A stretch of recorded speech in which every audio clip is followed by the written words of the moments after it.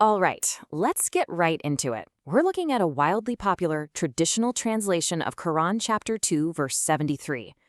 For centuries, the common reading has claimed that after a man was murdered, God told the people to strike the dead man with a piece of a slaughtered cow. And if you follow the traditional commentators, doing this magically resurrected the guy just long enough so he could name his killers. Sounds like a fantasy novel, right? Well, that brings us to a pretty massive question that our source text asks us to seriously chew on. Does this text actually describe a magical resurrection using a piece of beef? We've really got to ask ourselves, does the actual classical Arabic grammar back up this fanciful, superstitious claim? Or is there a much more grounded, logical reality hiding right there in plain sight, just waiting to be uncovered? Section 1. An Ancient Murder Mystery. Okay, let's set the scene of the crime.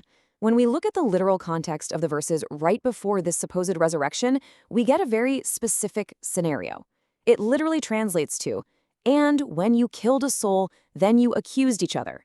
Right off the bat, the text tells us a murder happened, a group of perpetrators were actively covering it up, and then God issues a command using the Arabic word idribuhu, which historically has been translated as strike. Section 2. Clues in the grammar. Here is where the traditional magic cow story completely falls apart. We're going to analyze the Arabic grammar like a detective looking at crime scene clues. See, in Arabic, words have gender. The command that gets translated as strike him is idribuhu. That pronoun hu at the end, it's masculine singular. But the word for the murdered soul or person, nafs, is feminine singular. So grammatically speaking, the command idribuhu literally cannot refer to striking the murdered soul. It just doesn't match. Plus, the feminine pronoun ha in the phrase with some of it logically has to relate to the nearest preceding feminine noun, which is the murdered soul or the act of murder itself. You can't just mix and match genders to force the cow story to work. And honestly, the evidence just keeps piling up against the myth. First off, there is absolutely no biblical or Quranic warrant for this super imaginative idea of using a cow to bring someone back to life. Second, later on when the text says, "Like this God revives the dead," the word for the dead is a plural noun. It's not a singular murdered man. And third, and this is a big one, the previous story in the chapter, which actually is about a cow, is totally separated from this murder story by the Arabic word if, which means when. That means they are completely independent, self-contained stories. The cow literally has nothing to do with the murder. Section 3. The missing context.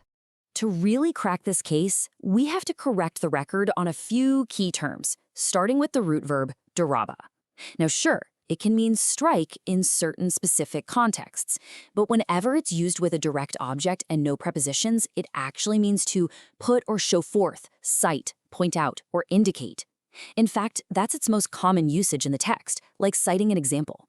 So instead of saying strike him, the text is actually commanding them to point him out or indicate him. And we also have to look at the word describing what the perpetrators were doing right after the crime, dararatum. Literally, this means you averted, repelled, or pushed away each other. But pushed away what? They weren't literally shoving a dead body around. They were pushing away the accusation. They were repelling the responsibility for the murder. In plain everyday language, they were accusing one another and pointing fingers to cover their tracks. Section 4. Pointing the finger. So here is where the true logical meaning of the text finally reveals itself. Let's build this out chronologically. Event 1. A group of 3 or more men, and we know it's a group because of the masculine plural grammar, commit a murder. Event 2. To hide the truth, they push away the blame, pointing the finger at each other. Event 3.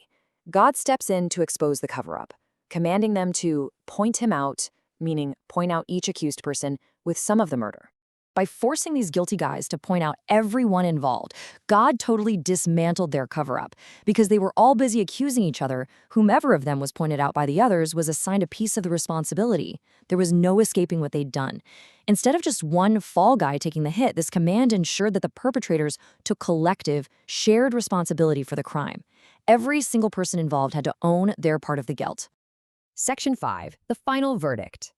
So let's close the book on this case and look at what we're actually being taught here once we strip away centuries of superstition. When you put them side by side, the contrast is staggering. We go from a fanciful, magical tale about a dead guy waking up from a cow slap to a profoundly deep legal reality. The accurate translation gives us a text that is deeply invested in logic, intellectual reasoning, and the law of just recompense. It is a highly sophisticated legal injunction about breaking down a conspiracy of silence and enforcing shared responsibility among a group of guilty men. But what about that phrase right after? Like, this God revives the dead? Well, as the source text points out, in this context, reviving the dead is a really powerful figurative expression. It means saving lives, preventing more bloodshed, and stopping false convictions that happen when you rely on vague suspicions or bad circumstantial evidence.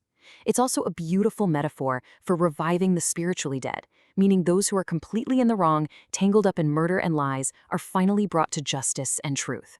Which leaves us with this really provocative thought to chew on. If a simple mix-up between masculine and feminine pronouns, paired with one misread verb, can totally bury a brilliant legal lesson and spawn an enduring myth about a magic cow, we've got to ask ourselves, what other ancient mysteries in countless historical texts are just waiting for a logical explanation? How much profound wisdom is hiding right beneath the surface of a clunky translation? It's a great reminder. Keep questioning, keep analyzing, and never, ever underestimate the power of grammar.